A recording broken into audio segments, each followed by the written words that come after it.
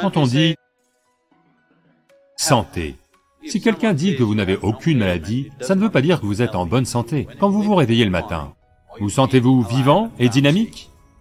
Ou non? Le mot santé vient du mot entier.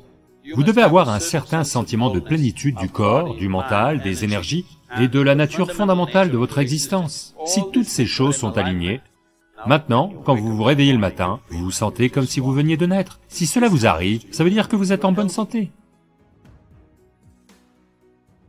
Une chose simple que vous tous pouvez faire, c'est juste de manger 40 à 50% de la nourriture sous forme crue.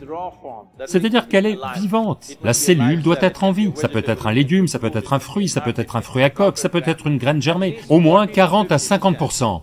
La nourriture que vous mangez doit être en vie. Vous mangez de la nourriture morte et vous voulez vivre. C'est une chose un peu difficile à faire parce que vous devez ressusciter les morts maintenant. Quand vous cuisez la nourriture, pour digérer la nourriture, tous les ingrédients nécessaires à la digestion ne sont pas dans le corps seul. La nourriture aussi apporte ses enzymes. Quand vous cuisez la nourriture, vous détruisez en grande partie ces enzymes. Moins les enzymes quand vous mangez, maintenant le corps doit se démener pour reconstruire cette partie qui a été détruite, et ensuite seulement il peut digérer. Normalement, la première heure et demie après avoir mangé, ça a tendance à abattre le corps. Après cela, lentement, il récupère. Avez-vous remarqué cela? Donc la nourriture, c'est pour l'énergie, mais nous rendons la nourriture telle qu'elle enlève de l'énergie dans la première heure et demie. Seulement après ça, lentement, ça revient. Quoi qu'il en soit, quelle que soit la qualité de votre processus digestif, vous ne pouvez tout de même jamais reconstituer toutes les enzymes qu'on a détruites en cuisinant. On peut le faire en partie seule. Si votre processus digestif est très fort et bon, vous reconstituez environ 40 à 50% de ce qui a été détruit. Si c'est une digestion du genre un peu timide, c'est beaucoup moins. Donc, dans tous les cas, si vous mangez des aliments cuits, 50 à 60% de la nourriture que vous mangez est généralement gaspillée. Mais le corps doit quand même la traiter. Et la quantité d'énergie qu'il dépense et le traumatisme qu'il subit sont très importants. La nourriture signifie beaucoup de choses pour beaucoup de gens, mais essentiellement pour le corps, c'est le carburant. Si vous mettez le bon type de carburant, ce corps fonctionnera d'une certaine manière. Si vous mettez le mauvais type de carburant, d'une manière ou d'une autre, il va gérer. Je ne vous dis pas mangez comme ceci, mangez comme ça, faites juste l'expérience et voyez. D'accord? Faites juste l'expérience et voyez. Ce soir, au lieu de manger je ne sais quelle nourriture cuite, mangez juste des fruits et voyez. Demain matin, vous n'aurez pas besoin de réveil. Vous allez vous réveiller avant le réveil.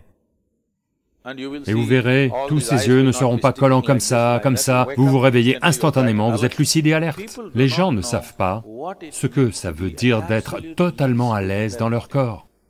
95% des gens ne connaissent pas ceci, malheureusement.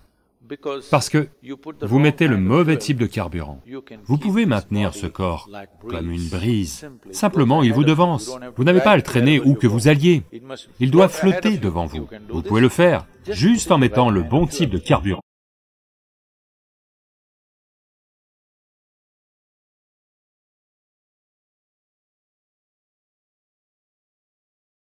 Il a tout appris dans le ventre de sa mère. Tu as 14 formidables possibilités en toi. Il a dit à ses soldats, s'il renverse une seule goutte, coupez-lui la tête. 1 jour, 2 jours, 3 jours, 4 jours. Il est resté debout là. Il y avait un sage, un grand sage. Il s'appelait Sukha. Il était le fils de Vedavyasa. Sukha a appris tout ce qu'il pouvait apprendre, toutes les écritures et le savoir et les traditions et tout le reste, quand il était dans le ventre de sa mère. Il a tout appris dans le ventre de sa mère. Quand il en est sorti, c'était un enfant sage. Donc c'était un Bala Brahmachari. Personne ne l'a initié, mais il est comme ça. Un jour, Sukha se dit qu'il doit aller à Vaikunta pour rencontrer Vishnu. Donc il y va. Les gardes l'arrêtent et lui disent « Quoi ?» Il dit « Je suis Sukha, le fils de Vedavyasa, je veux voir Vishnu. » Ils le regardent et lui disent « Nous voyons que tu es farci de savoir. On peut voir les Védas dans ton corps, les Upanishads dans ton corps, tous les textes sacrés dans ton corps, mais tu n'as pas de gourou. Tu n'as rien à faire ici, rentre chez toi. » Alors Sukha est confus, parce que il n'a jamais pensé à ce qu'est un gourou, parce que tout ce que n'importe qui voudrait savoir était déjà là en lui quand il est né. Donc il retourne voir son père, et il dit, « Père, ils ne m'ont pas laissé rentrer dans Vaikunta. Ils m'ont dit qu'il me faut un gourou. Qu'est-ce que c'est que ça? Je veux cela. Ils disent que mon savoir n'est pas suffisant. » Alors Vedavyasa dit, « Vois-tu, il n'y a qu'une seule personne qui peut être ton gourou. C'est le roi Janaka. » Sukha dit, « Ok, je vais aller là-bas. » Et il y va. Il y va et il voit aux portes du palais, il regarde le palais, un bâtiment très luxueux et raffiné, avec une magnifique esthétique. Il dit, « Ce n'est pas le genre d'endroit où mon gourou peut vivre. Ça a l'air trop luxueux et inapproprié pour une personne spirituelle. » Alors il fait demi-tour, repart et redemande à son père. Son père dit, « Janaka est le seul gourou pour toi. » Encore une fois, il y va. Encore une fois, il voit le roi en train de se détendre dans le jardin avec sa reine. Il dit, « Oh, ce n'est pas lui. » Et il repart. Et ainsi de suite, ces allers-retours ont lieu 12 fois. Puis la 13e fois, Vedavyasa dit, « Vois-tu, tu as 14 formidables possibilités en toi. Tu en as gâché 12 durant ces 12 voyages. Il n'y en a plus que 2, c'est toi qui vois. » Alors Sukha se rend aux portes du palais. Il n'aime pas l'opulence du palace, la façon dont les gens sont tous bien vêtus de soie. Il n'aime pas ça. Il se dit, ceci n'est pas un lieu spirituel. Mais comme son père l'a mis en garde, qu'il n'y en a plus que 2, si tu perds ça, tu as tout perdu, il y va. Et il dit, je veux voir le roi. La première chose, c'est qu'il s'attendait à ce que lui, Sukha, le fils de Vedavyasa, à son arrivée, le roi allait arriver pour l'accueillir. Personne n'est arrivé. Puis il s'avance et demande, je veux voir le roi.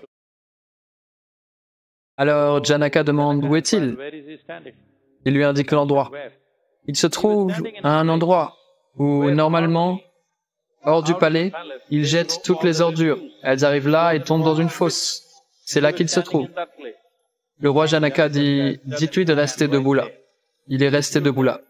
Dans la soirée, les poubelles de la journée, ils se mettent à les jeter. Donc, il est resté debout là. 1 jour, 2 jours, 3 jours, 4 jours. Il est resté là. Une montagne d'ordures l'ont recouvert. Mais il est simplement resté là debout. Puis le roi Janaka demande, que se passe-t-il? Ils disent, il est planté là. Il dit, demandez-lui de se laver. Donnez-lui de nouveaux habits et amenez-le ici. Donc c'est ce qu'ils ont fait et puis il s'est retrouvé devant Janaka. Janaka dit, vois-tu, en l'honneur de ton arrivée, j'ai organisé tout un tas de célébrations et de fêtes, il se passe plein de choses ici. Va t'amuser, mais prends juste ce récipient avec toi. Le récipient est rempli de lait à ras-bord. Il dit, prends ce récipient avec toi et ce qu'on a organisé en ton honneur va profiter de la fête et revient. Donc, Sukha prend le récipient et s'en va. Il est trop plein. Il dit, il demande à ses soldats, il dit, s'il renverse une seule goutte, coupez-lui la tête. Donc, quand votre tête est en jeu, vous savez, vous marchez prudemment. Très prudemment, sans renverser une goutte, il traverse toute la fête et revient. Alors, as-tu profité de la fête? Lui demande Janaka. Il dit, quelle fête? Je surveillais juste le lait. Alors Janaka lui dit, je veux que tu saches que c'est moi. Juste pour t'assurer que le lait ne se renverse pas, tu as eu besoin d'énormément d'attention. Maintenir mon lien avec le divin requiert bien plus d'attention. Mais malgré tout, regarde-moi. Je suis quand même impliqué avec tout ce qui m'entoure. Tu en es encore à un point où, si tu te concentres sur une chose, le reste n'aura pas lieu pour toi. Donc, tu as besoin de travailler. Et il l'a pris comme disciple. Un homme qui était considéré et célébré par tous comme un sage né. Né sage. Mais il avait besoin de cela. Parce que une chose, c'est que se retirer, se connecter avec l'aspect le plus profond de qui nous sommes, en même temps, être capable d'être actif.